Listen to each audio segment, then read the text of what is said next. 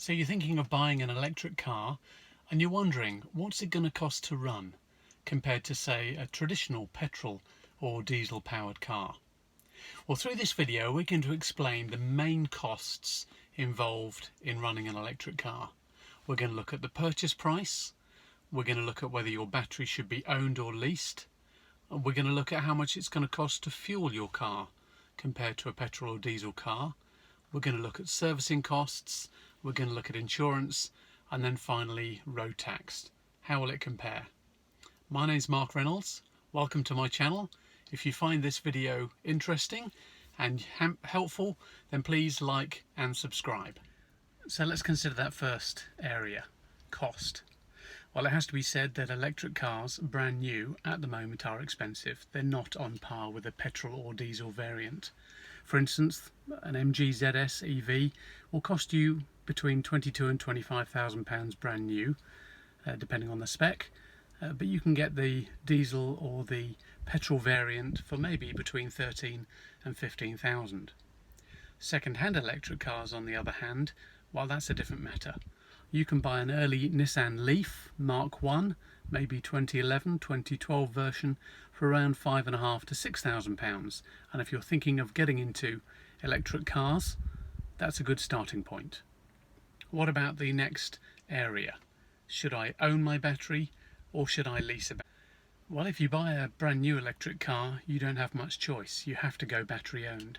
Both Nissan and Renault, who pioneered the idea of leasing the battery back in 2011-12, don't do this as an option now. So what if you're thinking of buying a second-hand car, a Zoe or a Nissan Leaf? Should you buy one that's battery bought, or should you buy one where it's battery owned? Well, my strong advice would be to buy one that is battery owned. Although the battery lease cars are cheaper initially to buy, maybe by £1,000 or £2, you will be paying heavily to lease the battery. Battery lease payments can be anywhere between £70 as a minimum up to maybe £120 a month, and that will actually knock out the vast majority of your fuel savings for buying an electric car. So one of the main questions that people want to know when they're considering buying an electric car is, how much is fuel going to cost me? Well, when you compare it to a traditional car, it compares very favourably. For instance, an electric car will travel between 4 and 5 miles on every kilowatt of power that is put in. Now, how much will a kilowatt of power cost you? Well, if you plug it in at your own house, it can be anything up to 17 pence per kilowatt. That means your car will run at a cost of about 4 pence per mile. Those people that have an electric car and plug in regularly at home would do well to have an economy 7 or a night rate meter fitted. Most electric cars now have what are called charger timers on them. This means that you can set your car to take a charge during the time when your electricity will be cheaper. These rates can be as low as 5 pence per kilowatt or anything up to 8 pence per kilowatt. That means you can run the car from home for approximately 1.5 to 2 pence. Another big advantage to fueling an electric car is there's lots of free charging places around. If you have a look on the Zap Map app, which is free and available on both Android and Apple, you can search for free stations within the locality. Very often these are found at supermarkets, they can be found at motorway service stations. For instance, Ecotricity is very often on Freevend, and they can be found in city centres. Of course, if charging is free, then it's like going shopping, coming back 2 hours later, and somebody's put 50 miles of free motoring fuel in your car. This, of course, depending on how often you use it, can vastly reduce the cost of running an electric car. Even if you do run an electric car from your own house power only, and you're paying for it, then you can be looking at approximately £15 to £20 per month in electric. Compare that for the similar mileage of maybe 1,000 to 1,200 miles per month, which is what I did, and then the savings are massive. I used to put £125 worth of LPG into a car per month. When I changed to a Nissan Leaf, that cost went down from £125 in fuel down to £15 in electricity costs. So there's a substantial saving by running your car on electric. So how much does it cost to service an electric car? Well, in a sense, that depends on what car you bought and how old the car is that you have. For instance, with my early Nissan Leaf, I had it serviced all the time it was in warranty. It cost me about £99 per year to get it serviced.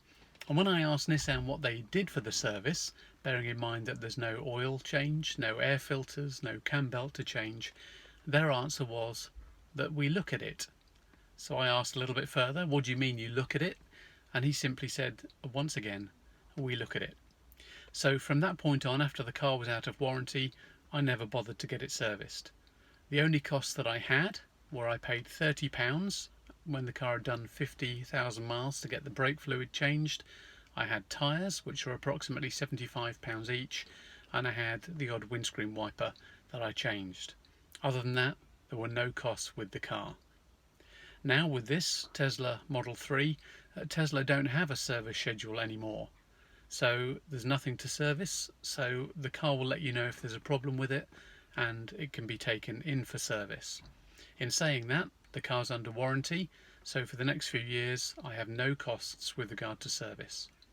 If you buy a brand new Nissan or a brand new Peugeot, by all means check the service costs, and it would be advisable to get the car serviced all the time it's in warranty, and then depending on how long you're going to keep the car for and whether you want to protect the resale value of that car, then that's a decision for you to make.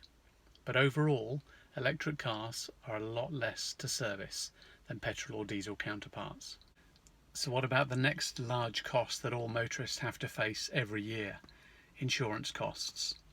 Well, my Nissan Leaf costs approximately £300 per year to insure. This Tesla Model 3 Performance cost me about £650 per month to insure. Compare that to my Seat Leon Cupra, which I've just sold to change to this Tesla. Well, that cost approximately £300 per year. Now, electric cars, in fairness, don't get stolen very often, especially the shorter range ones, because at the end of the day, how far is a thief going to be able to drive it without plugging it in for a few hours? So I think the insurance costs do seem to be coming down. The good news for electric car owners is that road tax is free. Compare that with my Seat Leon Cupra, which cost approximately £200 per year to tax. Well, clearly there's a saving there. The further good news is that even the luxury car tax is now free after the last budget. So whereas the first year road tax on this car was free, I was due to pay £320 per year for the next 5 years. That's now been scrapped. So clearly there's another saving with regard to electric cars. The final cost, of course, that all motorists have to face is depreciation. Now, of course, this depends very much on the price of the car that you buy at first. But in fairness, if you're thinking of going for cheap electric motoring, maybe an early Nissan Leaf, I think depreciation now will be minimal. Even in the last 2 years, those cars have hardly dropped. And the reason for that is people realise that the batteries are lasting a lot longer than people imagined. So what's the overall conclusion? Well, you may pay more initially for your electric car, but after that the savings will roll in. You can expect to save perhaps £100 or more per month on fuel. You can perhaps save £200 per year on servicing. You can save £200 per year on your road tax. The other cost, of course, that you need to bear in mind is the cost in time. Whereas with a petrol or diesel car, you can fill it up in 5 or 10 minutes maximum. Electric cars do take longer to charge. If you're plugging it in at home every night and just running it on overnight electricity, then there's no time involved. But if you're travelling long journeys, then it will take time. For instance, with an early Nissan Leaf, a 4-hour journey could take 6 hours because you're having to stop and recharge the car at various points throughout your journey. Overall, would I recommend electric car motoring? Absolutely. Once you've driven electric, you won't want to turn back. I hope you've enjoyed the video.